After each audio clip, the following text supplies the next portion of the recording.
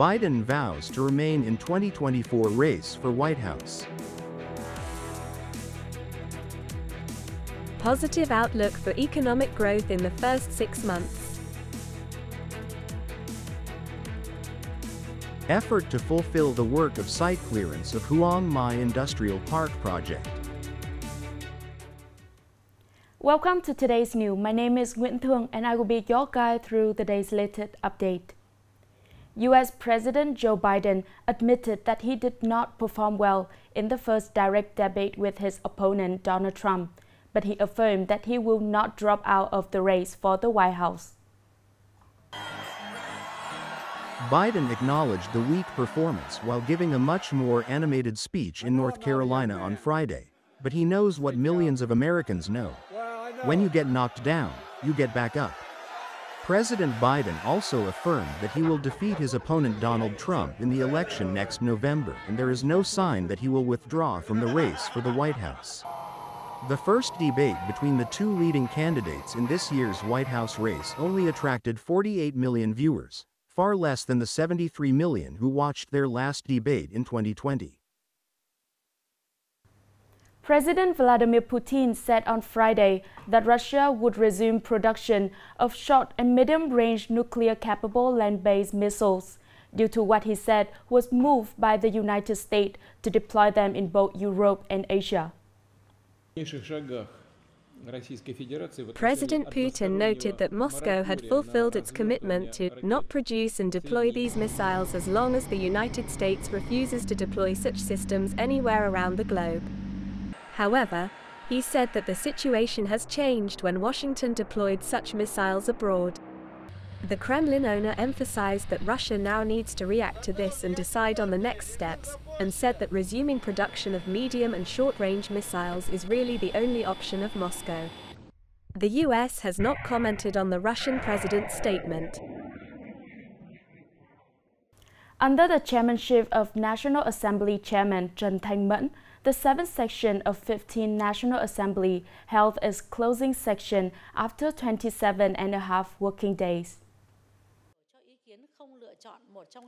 At this session, there were 936 National Assembly delegates registered to speak and 750 delegates spoke. The National Assembly spent 2.5 days questioning 3 ministers and the State Auditor General about 4 fields: natural resources and environment, industry and trade, culture, sports, tourism and state audit. Deputy Prime Ministers and government members participated in answering questions. At the meeting, with a high approval rate, the National Assembly passed 11 laws as well as considered and approved 21 resolutions, including 3 legal resolutions. Coming up next are some updated news. Vietnam's economy has gone half of the way in 2024. Many experts and businesses have optimistically evaluated the results achieved in the first 6 months of the year. Many businesses have grown beyond expectations.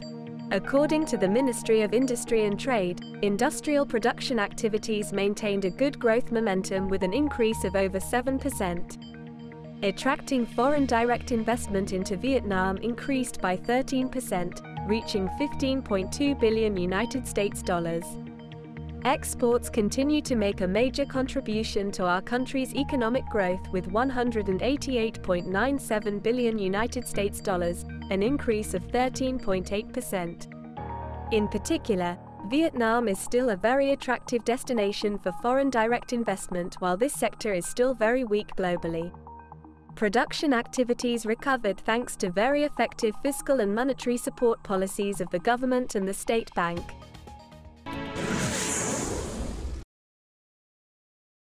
The Ministry of Finance has just issued a circular regulating the collection rates of a number of fees and charges in a move to ease burdens and bolster economic activity.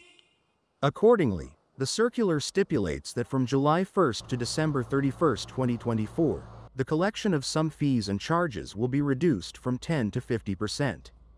For example, a 50% reduction in fees for licensing the establishment and operation of banks, fees for appraisal and approval of fire prevention and fighting designs, industrial property fees, fees for using railway infrastructure, 50% reduction of fees and charges in the securities sector. This is the fourth time the Ministry of Finance has issued a circular regulating the reduction of fees and charges from 10% to 50%. The impact on budget revenue reduction is expected to be about 700 billion Vietnamese dongs.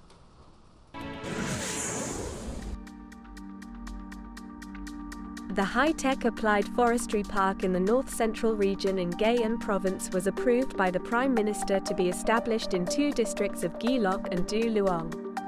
This is the first high-tech forestry park in the country, with the expectation that it will take the lead in modern forestry development, producing high-quality wood and non-timber forest products along the value chain. With a total area of 618 hectares, includes 3 main functional subdivisions. This is a high-tech park focusing on implementing activities to apply high-tech research and development achievements to the forestry sector, focusing on forestry seed production, afforestation, wood processing and forest products in Nghệ An province and the north-central region. The total expected investment is about more than 17,500 billion Vietnamese dongs.